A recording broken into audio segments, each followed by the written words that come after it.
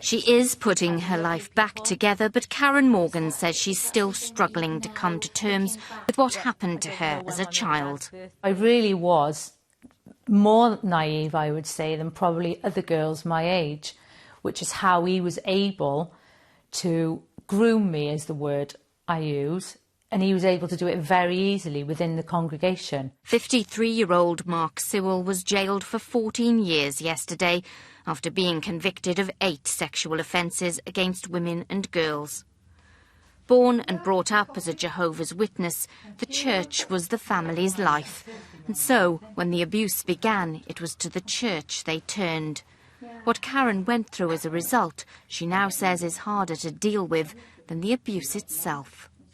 Those group of elders who sat me as a child in front of a guy who'd been abusing me for years and expected me to talk about it in front of him and hear him calling me a liar, I mean, I think that probably has had the most effect on the rest of my life, because what Mark did to me, I've had to try to deal with, but I've also had to try and deal with the fact that how the whole thing was handled.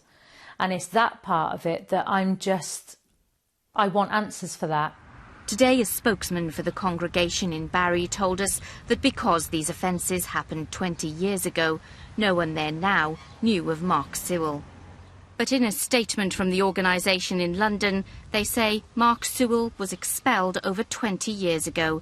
He has not served in any position of authority since then. When any one of Jehovah's Witnesses is accused of serious wrongdoing, the matter is investigated.